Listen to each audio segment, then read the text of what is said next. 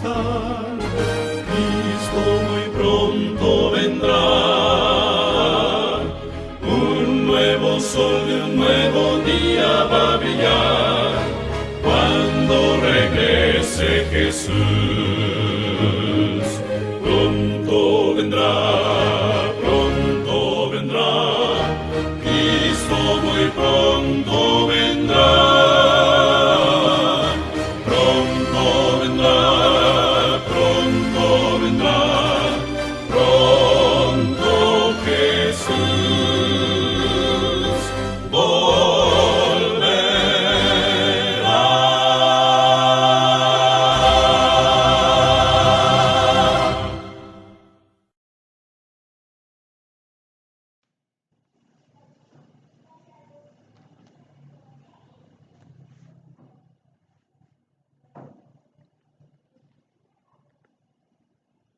Muy buenas tardes, queridos hermanos. Vamos a tener una palabra de esperanza. Vamos a estudiar unos pasajes que desde hace días los vengo contemplando. Pero antes de estudiar estos pasajes, vamos a tener una palabra de oración para que sea el Espíritu Santo el que dirija este estudio. ¿Por qué necesitamos tanto el Espíritu Santo? Porque el Espíritu Santo, dijo el Señor Jesús, que Él nos iba a guiar hacia toda la verdad. Por lo tanto, nosotros tenemos que clamar al Espíritu Santo para que el Espíritu Santo nos guíe hacia toda la verdad. Vamos a tener esa palabra de oración en esta hora. Señor Dios y Padre nuestro, que moras en las alturas de los cielos, santificamos y glorificamos su santo y bendito nombre en esta hora. Bendiga su palabra, Señor. Bendiga, Señor, este estudio que vamos a tener, que sea su Espíritu el que nos guíe, Señor, por sendas de justicia, por amor de su nombre, Señor. Usted ha prometido que si nosotros clamamos su Espíritu vendrá sobre nosotros y Él nos convencerá de pecado, de justicia y de juicio y nos guiará hacia toda verdad, Señor. Queremos que el Espíritu sea presente para que nosotros seamos bendecidos de su gracia. Gracias, oh Padre, por habernos dejado ese don precioso de Jesús, el Cordero de Dios que quita el pecado del mundo. Gracias por habernos dado ese regalo del Espíritu Santo también, Señor. Y en esta hora pues nos apropiamos de esos dos regalos, Señor, para que en el nombre de Jesús el Espíritu Santo pueda descender sobre nosotros y nosotros podamos ser edificados en esta hermosa tarde, Señor. Gracias le damos en el dulce nombre de su Hijo amado Cristo Jesús. Amén y amén. Queridos, vamos a leer aquí en el capítulo 9 de Proverbios. Vamos a leer desde el verso 1 hasta el verso 6. Y leemos de la siguiente manera. Dice, la sabiduría edificó su casa. Labró sus 7 columnas, mató sus víctimas, mezcló su vino y puso su mesa, y envió sus criadas sobre lo más alto de la ciudad y clamó. Dice a cualquier simple, ven acá. A los faltos de cordura dice, venid, comed mi pan y bebed del vino que yo he mezclado. Dejad las simplezas y vivid, y andad por el camino de la inteligencia. Primeramente queremos, queridos hermanos, saber qué es sabiduría. La sabiduría, queridos hermanos, es un carácter. La sabiduría es Dios. Él es el Padre de la sabiduría es Cristo, la sabiduría es el Espíritu Santo. Y la sabiduría es conocer ciertas normas, ciertos principios y ponerlos en práctica, Vamos a ir al libro de San Mateo. En el libro de San Mateo, capítulo 7, verso 24, vamos a leer estos pasajes que nos dicen de la siguiente manera. Cualquiera pues que me oye, o sea, el que oye, el que escucha estas palabras, dijo Cristo, y las hace, o sea, fíjense bien, cualquiera que me oye estas palabras y las hace, le compararé a un hombre prudente que edificó su casa sobre la roca. Y descendió lluvia, y vinieron ríos, y soplaron vientos, y golpearon contra aquella casa, y no cayó, porque esta casa estaba fundada sobre la roca. Pero cualquiera que me oye estas palabras y no las hace, le compararé a un hombre insensato que edificó su casa sobre la arena. Y descendió lluvia y vinieron ríos y soplaron vientos y dieron con un ímpetu con aquella casa y cayó y fue grande su ruina. O sea, aquí el Señor está poniendo dos casas. Todos oyen, fíjense bien, todos escuchan las palabras de Jesús. Pero los dos grupos se dividen en que hay unos que las hacen y otros que no las hacen. Por ejemplo, cuando dice Apocalipsis 1:3, dice bien, este pasaje me ha hecho recordar Apocalipsis 1:3, donde dice, bienaventurado el que lee, el que oye las palabras de esta profecía. Esto es bien interesante, porque dice, bienaventurado el que lee, los que oyen las palabras de esta profecía y guardan las cosas que en ellas están escritas, porque el tiempo está cerca. O sea, estos son bienaventurados.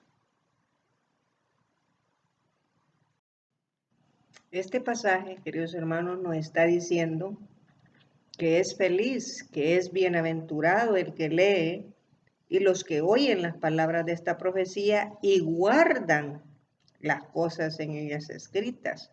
O sea, estos que guardan son los que hacen. Por eso decía ya en Mateo 7, Mateo 7 dice que es bienaventurado el que edificó su casa sobre la roca. Mateo 7:24. Dice, porque cualquiera que me oye estas palabras y las hace, o sea, y pone en práctica lo que oye de la palabra de Dios, dice que le comparará a un hombre prudente que edificó su casa sobre la roca. La roca simboliza a Cristo. La roca es Cristo. Esa roca que conducía, queridos hermanos, al pueblo de Israel desde la salida de Egipto hasta la Canaán terrenal, en una nube de día y una columna de fuego por la noche. Ese es Cristo Jesús, la roca. Y eso lo pueden encontrar en 1 Corintios capítulo 10. Así es que, queridos hermanos, dice que son bienaventurados aquellos que edificaron sobre la roca. Ahora volvamos, queridos, a Proverbios capítulo 9.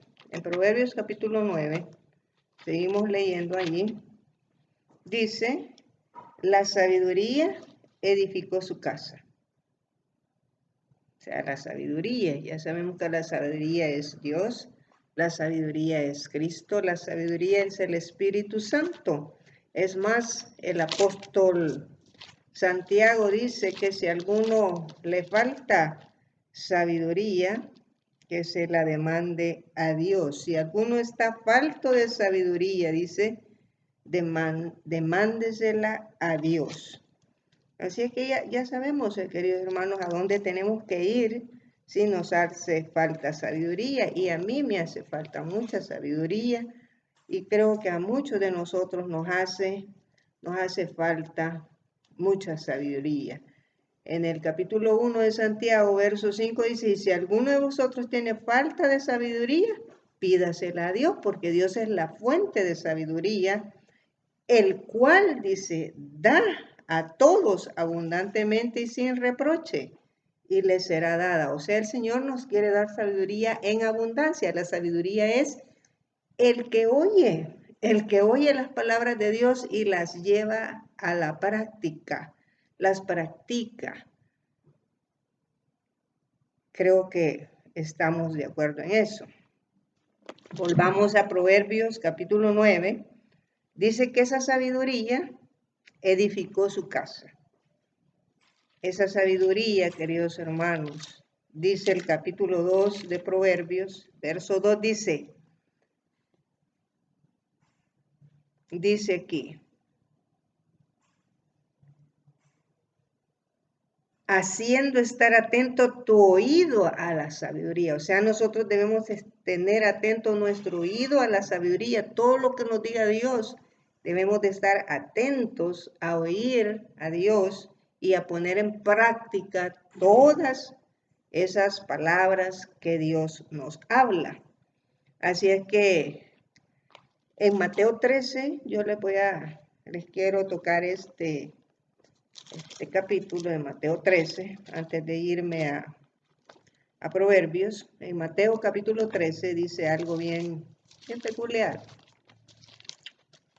Todos oímos, pero no todos ponemos en práctica. Mateo 13:13 dice, por eso les habló por parábolas. El Señor habló mucho por parábolas. ¿Por qué nos habló por parábolas? Porque viendo, no ven, dice.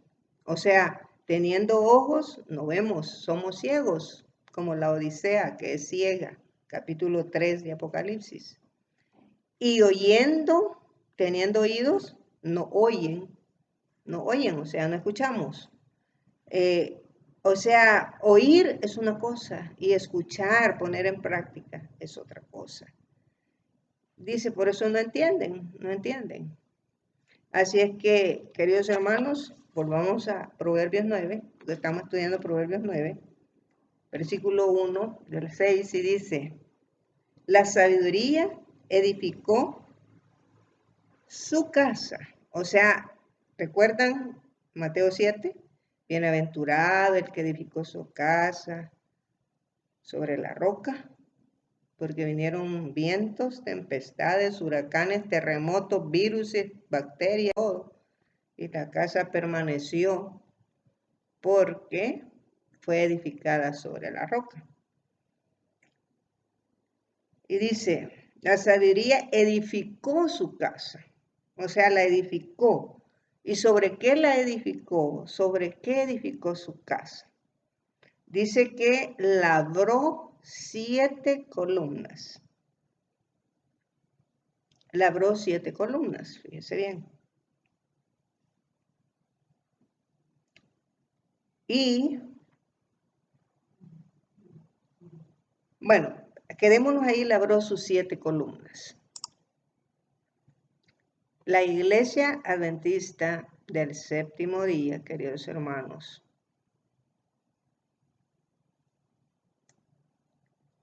no es una iglesia cualquiera. La Iglesia Adventista del Séptimo Día es una iglesia muy especial, levantada por Dios mismo, para proclamar el último mensaje de misericordia a todos los habitantes de esta tierra, queridos. ¿Y por qué les digo esto? Porque la Iglesia Adventista tiene esos 7 pilares. Los pilares del adventismo son las doctrinas bíblicas que nos definen como gente peculiar de esa fe. Y estas doctrinas que la Iglesia Adventista tiene, no es porque la Iglesia Adventista las haya hecho, sino que estas doctrinas son bíblicas, están implícitas en la Biblia. Por eso dice Proverbios 9, que dice que la sabiduría edificó su casa sobre 7 columnas. Y aquella mujer, aquel hombre, aquella iglesia que edifica su casa sobre esas 7 columnas, fíjese bien, porque la sabiduría es Dios, y Dios tiene edificada su casa sobre 7 columnas, encontrará esas columnas sobre la cual su casa, su iglesia, su familia estará edificada. Entonces, estas pilares, estas doctrinas, estos 7 pilares del adventismo, queridos hermanos, no son negociables. No son negociables, y cuando digo no son negociables, quiere decir que no se pueden vender, que no se pueden, ¿cómo le quería decir? Rechazar. Bueno, usted lo puede rechazar, pero en el sentido de que no podemos negociar con ellos, con las 7 columnas, ¿verdad? Y son parte de la teología adventista. Fíjense bien, todos nosotros como adventistas del séptimo día enseñamos que estos 7 pilares son necesarios. Estos 7 pilares son necesarios para preparar a un pueblo para la segunda venida de Cristo. Cuando decimos preparar a un pueblo, no solo nos estamos refiriendo a los adventistas del séptimo día, sino que preparar un pueblo es a todos aquellos que quieran abrazar la sabiduría, abrazar estos 7 pilares que están implícitos en la Biblia, que no son doctrinas extrañas, que no son doctrinas que nosotros hemos inventado, sino que es la palabra de Dios, y por eso dice allá, bienaventurado el que oye estas palabras y las pone por obras, ¿verdad? Entonces, estos 7 pilares son necesarios para preparar a un mundo para la segunda venida de Cristo, y el tema central es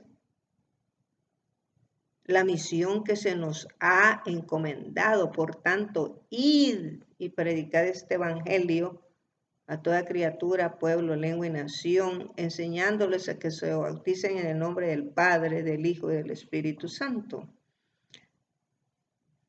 Estas doctrinas, queridos hermanos, son, fíjese bien, son la continuación de la reforma comenzada en los años 1600, 1500 por Martín Lutero. O sea, esto es la continuación de la reforma. La reforma, el protestantismo no ha muerto, queridos hermanos. Lo quisieron matar, lo quisieron destruir, pero los verdaderos protestantes todavía están de pie y protestan sobre las doctrinas extrañas que Babilonia le está dando al mundo, y por eso tiene al mundo a ciegas. Y estas doctrinas son, como dije, la continuación de la reforma que comenzó y cuyo movimiento iba a estar culminando la obra de nuestro Señor Jesucristo en los últimos días, comenzando desde los mileristas, desde el movimiento milerista hasta el final del tiempo con el mensaje de los 3 ángeles. Estas 7 doctrinas de la Iglesia Adventista de la Biblia son doctrinas que ninguna, oiga bien, que ninguna iglesia tiene, a excepción de una. O sea, no tiene, dice no tiene, no es porque no las vean y no las lean, sino porque no creen en ellas. Tener algo, tener fe es creer, Y voy a leer y les voy a decir, cuáles son los 7 pilares, porque dice que la sabiduría edificó su casa y labró sus 7 columnas. Las 7 columnas es 1, la segunda venida de Cristo. 2, el santuario celestial. 3, el juicio investigador. 4, el sábado. 5, la ley de Dios. 6, el estado de los muertos. 7, el mensaje de los 3 ángeles de Apocalipsis 14. Oiga bien, llevamos 1, 2, 3, 4, 5, 6, 7. Y este de mensaje encierra 2 fundamentos que son la fe de Jesús y el regalo especial del espíritu de profecía. Ahí está la fundación de la Iglesia Adventista. En otras palabras, son 7 pilares, perdón. 1, segundo advenimiento, sábado, el santuario, perdón, el número 2, número 3, el juicio investigador, número 4, el sábado, número 5, la ley de Dios, número 6, el estado de los muertos y número 7, el mensaje de los 3 ángeles de Apocalipsis 14 con la fe de Jesús y el espíritu de profecía. Ahora bien, todos estos pilares no los tienen las otras iglesias, las iglesias protestantes, la iglesia católica, ni los anglicanos, ni los bautistas, ni los metodistas, ni los testigos de Jehová, ni los pentecostales, y ni las demás iglesias, ni las iglesias proféticas que dicen que son proféticas, no los tienen, a excepción de uno que es que todos, menos algunas denominaciones como ¿cómo se llama? Los testigos de Jehová, que no creen en el segundo advenimiento. Los demás sí creen en el segundo advenimiento, pero esa es la excepción, esa es la única excepción, Todos creemos en el segundo advenimiento, menos los testigos de Jehová.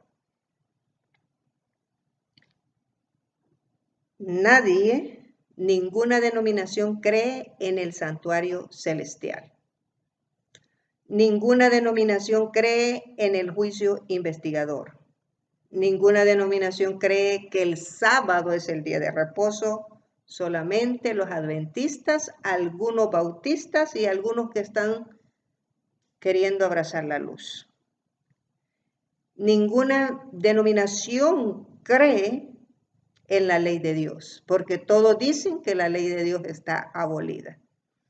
Ninguna denominación cree en el estado de los muertos, que los muertos no hablan, que los muertos no saben nada. La mayoría de las denominaciones creen que los muertos, ¿cómo le quisiera decir? Existen, que el alma anda penando. O sea, que los muertos se comunican con los vivos. Eso se llama espiritismo moderno. Y la mayoría de las iglesias, por ejemplo, la iglesia católica, cree que los muertos se van para el cielo, cuando la Biblia en ningún pasaje dice que los muertos se van para el cielo. Ese es el estado de los muertos.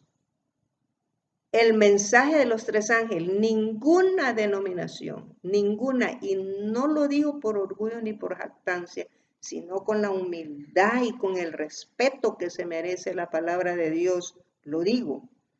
Ninguna denominación cree en el mensaje de los 3 ángeles de Apocalipsis 14, porque la mayoría de pastores, la mayoría de evangélicos, la mayoría de católicos dicen que Apocalipsis es un libro sellado, que no se puede entender, que no está revelado, que eso fue del pasado. Algunos dicen que, como le quisiera decir, que eso no se puede entender.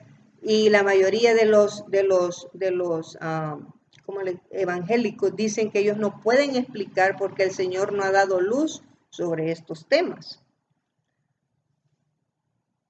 Ese es el mensaje de los 3 ángeles. Y mucho menos van a entender la fe de Jesús y el espíritu de la profecía.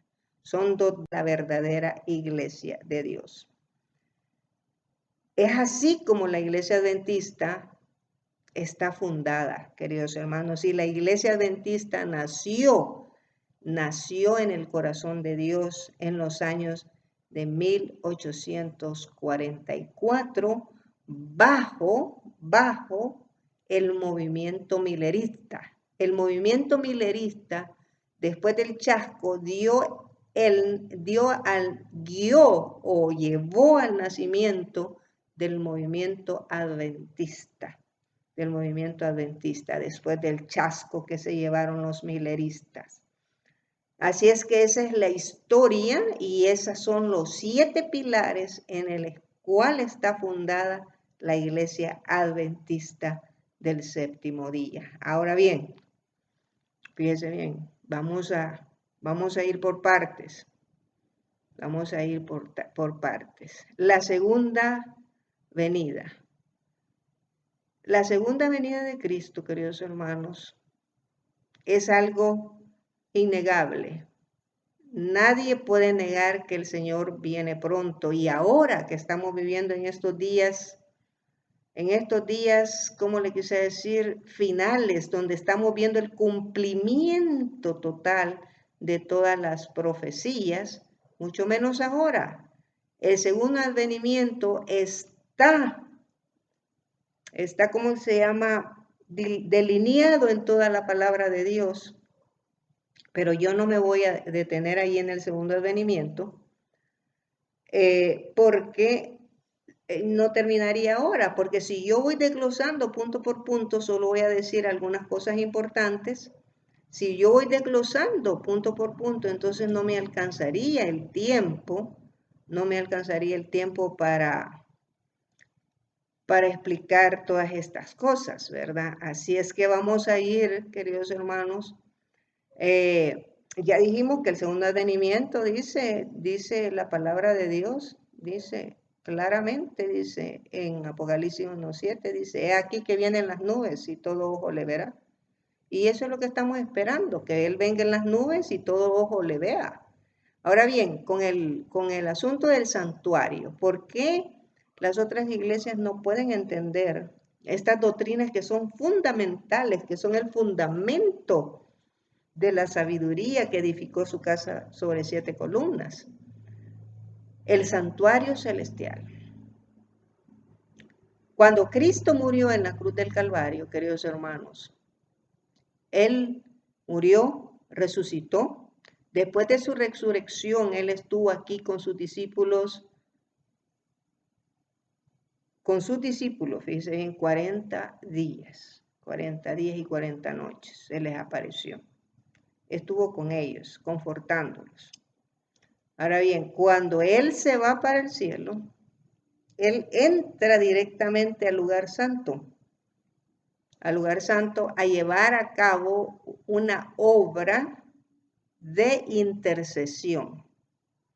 Esa obra de intercesión no es que se termine porque Él siempre es intercesor, sino que Él pasó en 1844 cuando se predicó la segunda venida de Cristo con Guillermo Miller.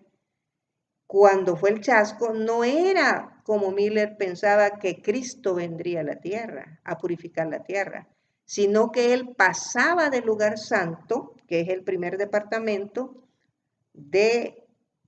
¿cómo se llama? Del santuario terrenal, porque el santuario terrenal tenía el atrio, el lugar santo y el lugar santísimo, pero el celestial no tiene atrio, el atrio es la tierra.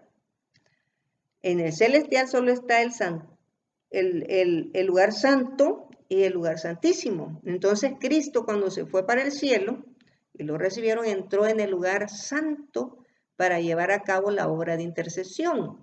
La obra de intercesión no es que terminó, sino que comenzó la obra de juicio en 1844.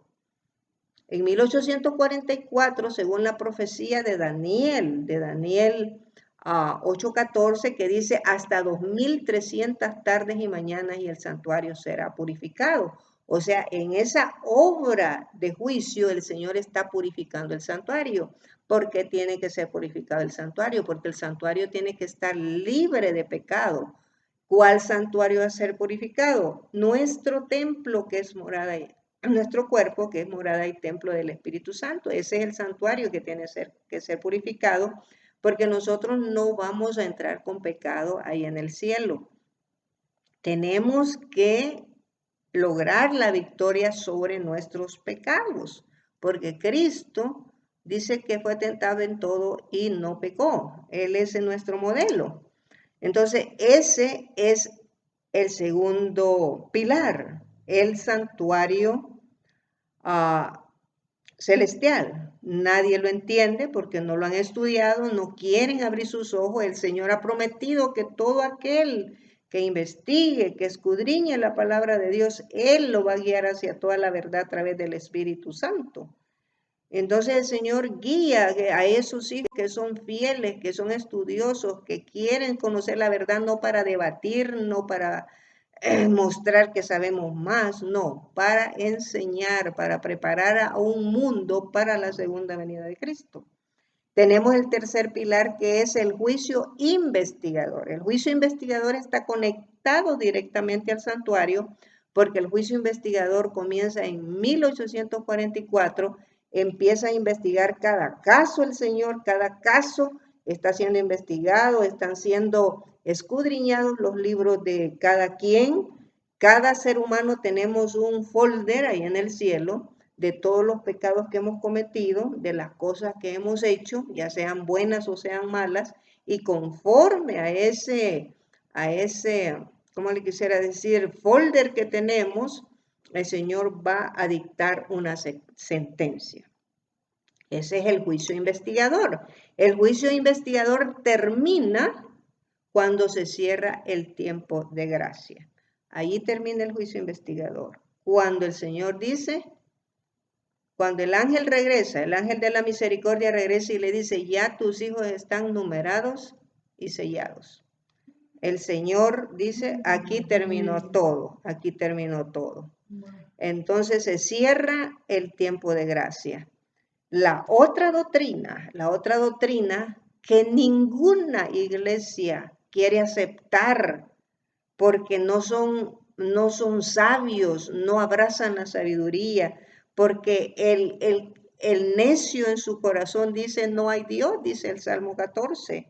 No hay Dios, dice el necio en su corazón. Y si no hay Dios, Dios no habló, no oímos la voz de Dios. El cuarto pilar, o la cuarta doctrina, es el sábado. El sábado es el centro del decálogo, el centro de los 10 mandamientos. El sábado es el que señala a Dios como creador de los cielos y la tierra, como Dios dueño absoluto de todo el universo. Y entonces si nosotros creemos que Dios es el creador de los cielos y la tierra, le vamos a adorar como creador, guardando el santo sábado como día de reposo. Y aquí es donde han fallado la mayoría de los predicadores protestantes y católicos, porque no han abrazado a Dios. Ellos creen que están obedeciendo a Dios, pero no están obedeciendo porque están quebrantando uno de los mandamientos, que es el santo sábado, que llama a la adoración de Dios, porque Apocalipsis 14:6 dice, y vi volar en medio del cielo otro ángel, el cual tenía el evangelio eterno para ser predicado a todos los moradores de la tierra, a toda tribu, pueblo, lengua y nación, diciendo en alta voz, temed a Dios y darle gloria, porque la hora de su juicio ha llegado. Y adorad, dice, aquel que hizo el cielo, la tierra, el mar y todas las fuentes de las aguas. O sea, allí nos manda a adorar a Dios, al Creador. Y la mayoría no está adorando a Dios, al Creador. No sabemos a qué Dios está adorando, porque cuando guardamos el domingo como día de reposo, estamos siguiendo las mismas pisadas de Roma, las mismas enseñanzas de Roma. ¿Quién cambió el sábado por el domingo? la Iglesia Católica en el año 321, Constantino ejecutó la primera ley dominical y estableció el domingo como día de reposo.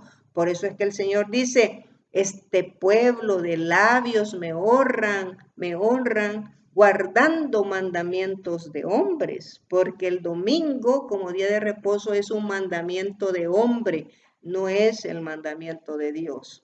Así es que esa es la doctrina o el pilar número 4.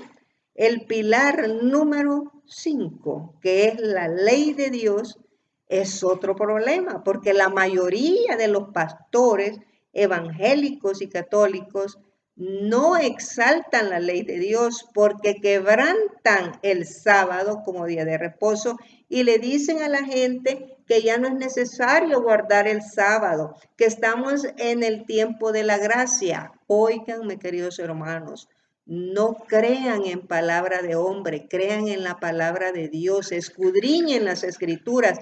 Por eso es que el Señor ha permitido que nosotros estemos en cuarentena todo este tiempo para llevarnos a la lectura de la palabra de Dios.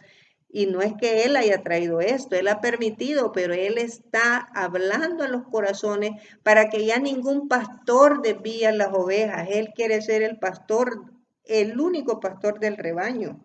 Entonces, la ley de Dios, estos predicadores les han dicho a sus ovejas que ya no hay que guardar la ley de Dios.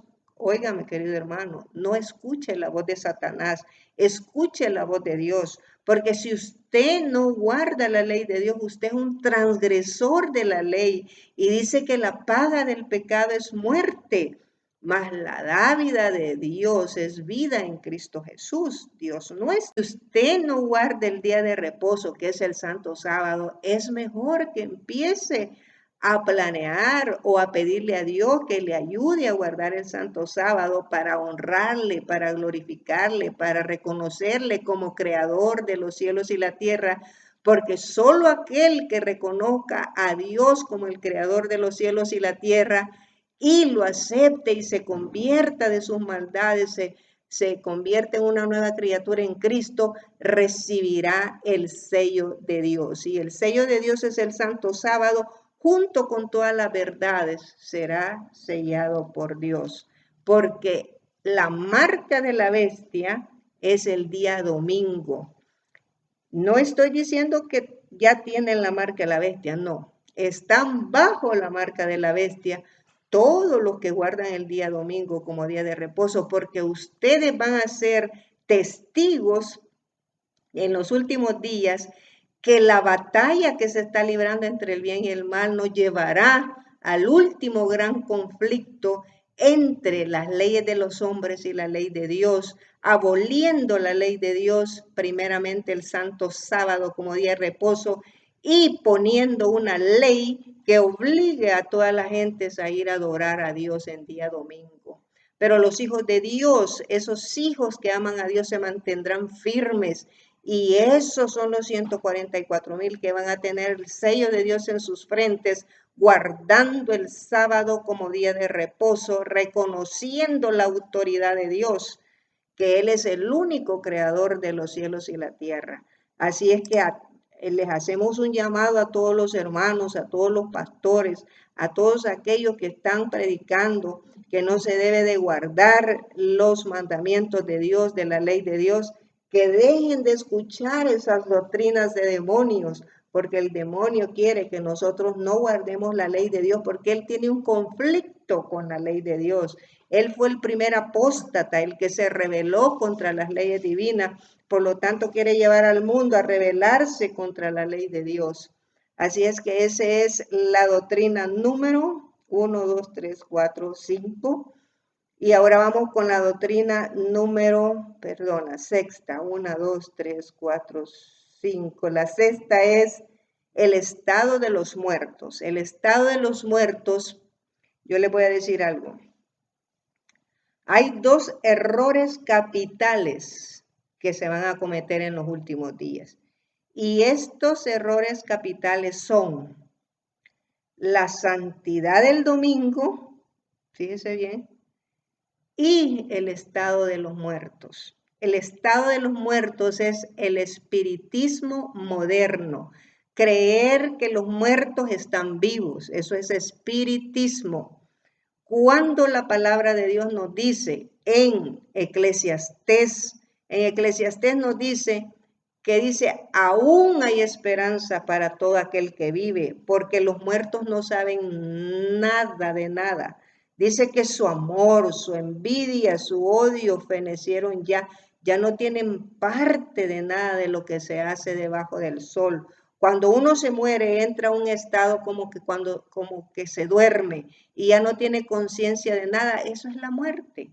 La muerte, nosotros pasamos a la muerte, nos entierran y ahí estamos esperando la segunda venida de Cristo. Cuando Él dice, Tesalonicenses 4:16, leámoslo para que veamos lo que dice Tesalonicenses 4:16. Dice, Primera de Tesalonicenses dice, porque el Señor mismo con voz de mando, con voz de arcángel y con trompeta de Dios descenderá del cielo y los muertos en Cristo resucitarán primero. Esa es la venida de Jesús. Los que murieron en Cristo, cuando venga Jesús, solamente van a resucitar los que murieron en Cristo. Los que no murieron en Cristo no van a resucitar, quedan en la tumba hasta la tercera venida de Jesús. Eso es lo que enseña la Biblia y eso es lo que enseñamos nosotros como adventistas del séptimo día, que hemos abrazado esta verdad maravillosa que está en la Biblia, en la palabra de Dios. El Señor dijo, escudriñad las escrituras, porque en ellas os parece que tenéis la vida eterna. Ese es 2 errores capitales en los últimos días, el estado de los muertos y la santidad del domingo. Si usted abraza esos 2 errores capitales, usted no se va a salvar. Usted va a morir eternamente.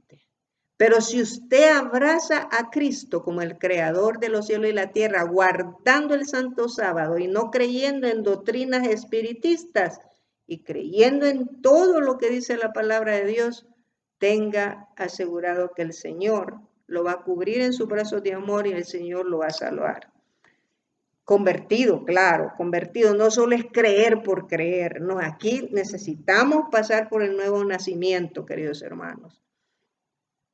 Ese es el estado de los muertos.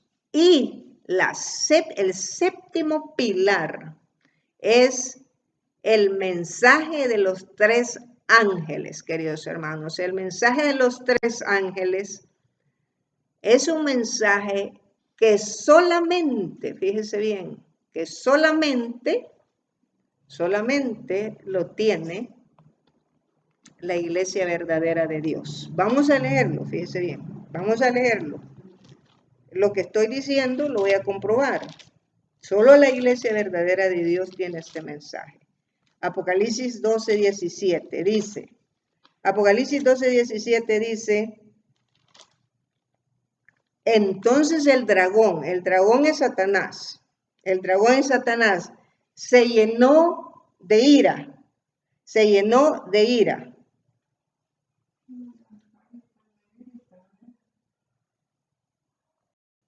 Decíamos que íbamos a comprobar lo que estamos diciendo. En Apocalipsis 12:17 dice, entonces el dragón se llenó de ira contra la mujer. El dragón es Satanás. ¿Cómo vamos a comprobar que el dragón es Satanás? Ahí mismo en Apocalipsis 12:9 dice que fue lanzado fuera el dragón, la serpiente antigua, acuérdense de la serpiente que engañó a Eva, que se llama Diablo y Satanás, el cual dice engaña al mundo entero. Por todas estas doctrinas que hemos dicho, que hemos establecido aquí, que son los 7 pilares donde la sabiduría edificó su casa y donde aquellos que son bienaventurados, aquellos que edifican su casa sobre la roca y que oyen las palabras de Cristo y las ponen por obra. Entonces, esos, fíjese bien, dice aquí, 12:17. El dragón, bueno, dijimos que el dragón era Satanás, ya lo comprobamos, que había engañado al mundo entero. Y el mundo entero, por esos engaños, porque no abrazan los pilares verdaderos de la sabiduría, los pilares en que está fundamentada la iglesia, por eso es que el diablo los ha engañado. Porque todos decimos ser cristianos, pero ninguno de nosotros obedecemos. Y entonces dice, el dragón se llenó de ira contra la mujer. La mujer es la iglesia. La mujer es la iglesia. Y el mismo capítulo 12 de Apocalipsis lo dice. Dice, apareció en el cielo una gran señal, una mujer vestida del sol con la luna debajo de sus pies y sobre su cabeza una corona de 12 estrellas. Esa es la mujer. Efesios también dice, Efesios 4, queridos hermanos, dice quién es la mujer. Vamos a buscar Efesios, vamos a buscar Efesios.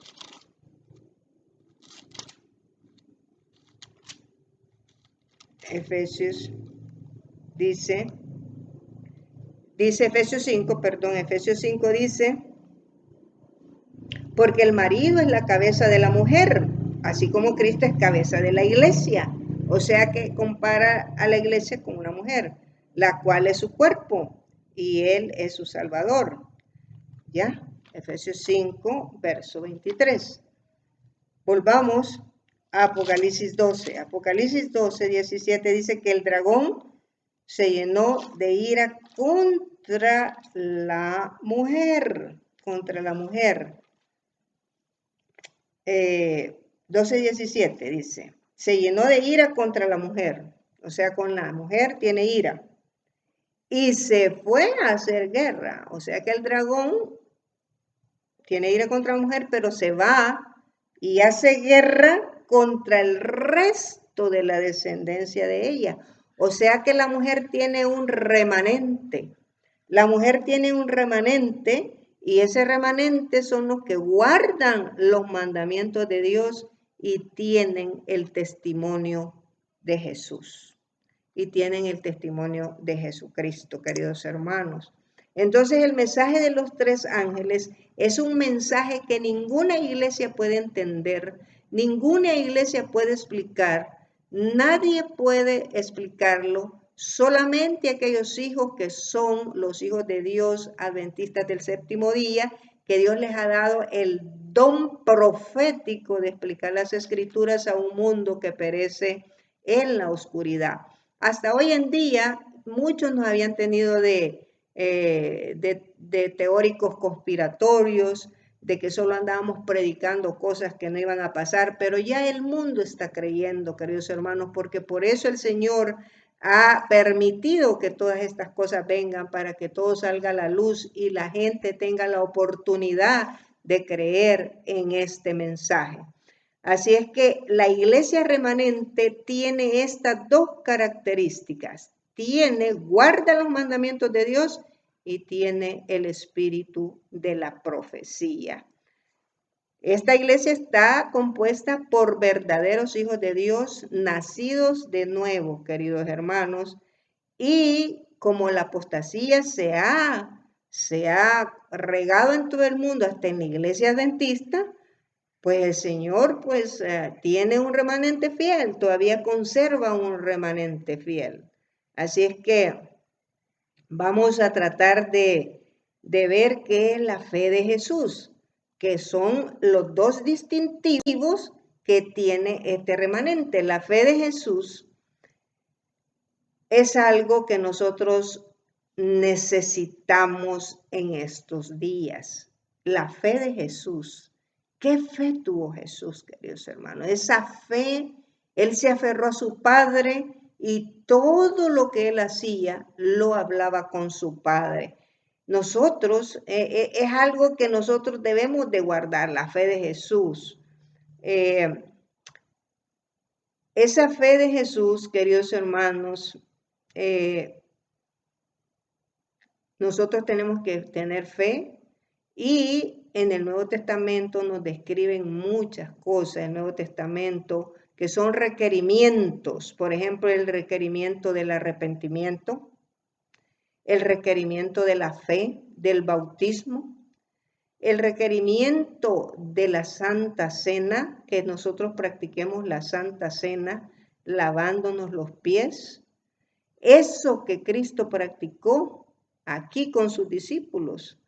Entonces nosotros, queridos hermanos, debemos de destacarnos por estas enseñanzas y no solamente destacarnos solo porque las practicamos, sino que porque verdaderamente las creemos y las vivimos en nuestra vida. Y tenemos que tener esa fe de Jesús, que Dios nos ayude a tener la fe de Jesús, queridos hermanos, porque esos son los dos distintivos. El que tenga fe, queridos hermanos, mire, ¿sabe quién tenía la fe de Jesús? Los 3 hebreos.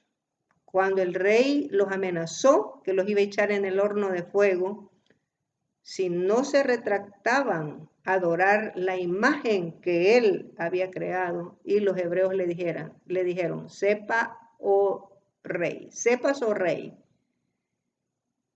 que aunque Dios no nos salvase de la muerte, no nos inclinaremos ante tu imagen.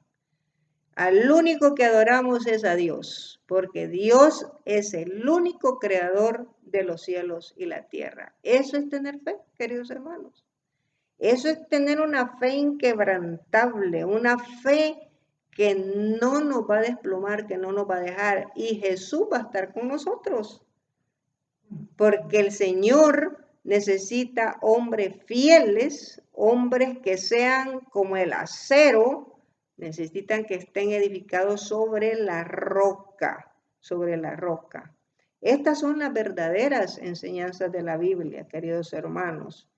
Yo no estoy entrando a profundidad en un estudio, solamente estoy explicando. Y el otro distintivo que tienen el remanente es el regalo especial de la profecía. En estos últimos días, en estos tiempos bíblicos, Dios ha bendecido a su iglesia con el regalo más lindo que es el espíritu de la profecía. Yo le voy a leer un pasaje bíblico que se encuentra en Segunda de Crónicas, capítulo 20, verso 20. Dice de la siguiente manera. Segunda de Crónicas, capítulo 20, verso 20, dice: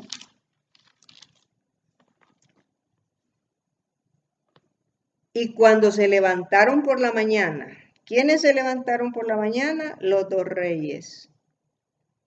Salieron al desierto de Tecoa, y mientras ellos salían, Josafat, estando de pie, dijo: oídme, Judá y moradores de Jerusalén, creed en Jehová vuestro Dios y estaréis seguros. Aquí en esta tierra no hay seguridad, hermanos. En las leyes civiles no hay seguridad. En la policía no hay seguridad. Ni en los gobiernos no hay seguridad. La única seguridad que tenemos es en Dios. Dice, creed en Jehová vuestro Dios y estaréis seguros. Creed en sus profetas y seréis prosperados. Si nosotros creemos en los profetas, en el don profético, vamos a ser prosperados, porque la profecía es eso. La profecía no es algo que cuando ya ha pasado se profetiza. No, la profecía es algo que se profetiza antes para que cuando pase la gente crea. Y nosotros hemos predicado sobre el nuevo orden mundial y nadie nos había creído, pero hoy la gente empieza a creer, gloria a Dios, porque el nuevo orden mundial es inminente, queridos hermanos. El nuevo orden mundial está a la vuelta de la esquina, a la vuelta de la esquina. Y por eso es que nosotros estamos tratando la manera de predicar este evangelio. Así es que esos son los dos distintivos que tiene la Escritura. Esos son los dos distintivos. Y sigue allí diciendo la palabra de Dios. Voy a cerrar, queridos hermanos, porque en Proverbios 9, yo quisiera seguir, pero Proverbios 9, solo voy a decir algo más. Dice, labró sus 7 columnas, ya vimos las 7 columnas, mató a sus víctimas. ¿Cuáles víctimas mató? Es el ritual ese que dejaron del cordero que se mataba, porque el cordero significaba el cordero de Dios que quita el pecado del mundo, porque sin derramamiento de sangre no hay remisión de pecados. Entonces dice, mató a sus víctimas, mezcló su vino y puso su mesa. Envió sus criadas sobre lo más alto de la ciudad y clamó, y dice, ven simple acá, a los faltos de cordura dice, venid, comed mi pan. ¿Cuál es el pan? El pan es Cristo. Dice Juan 6, dice, yo soy el pan que descendió del cielo, dice Cristo. Entonces dice, y bebed del vino que yo he mezclado. ¿Cuál es el vino? El vino es su sangre que derramó en la cruz del Calvario, queridos hermanos. Por eso ha mezclado ese vino y Él nos está ofreciendo esa sangre, porque esa sangre nos limpia de todo pecado, nos da la victoria sobre nuestro pecado, nos hace nacer de nuevo, queridos hermanos. Cuando nosotros aceptamos a Cristo como nuestro único y amante Salvador, Él nos da el nuevo nacimiento, nos arrepentimos de nuestros pecados y Él nos está llamando al arrepentimiento. Dice, termino con esta lectura en Hechos de los Apóstoles. Voy a cerrar esta meditación, queridos hermanos, con Hechos capítulo 17, versos 30 y 31. Dice, pero Dios, habiendo pasado por alto los tiempos de esta ignorancia, ahora manda a todos los hombres en todo lugar a que se arrepientan, por cuanto ha establecido un día en el cual juzgará al mundo con justicia por aquel varón a quien designó, dando fe a todos con haberle levantado de los muertos. Dice, Dios habiendo pasado por alto los tiempos de esta ignorancia. Si tú has escuchado este mensaje, ya tú no eres ignorante, porque tú has visto cómo nosotros hemos hablado sobre estos temas. Y dice aquí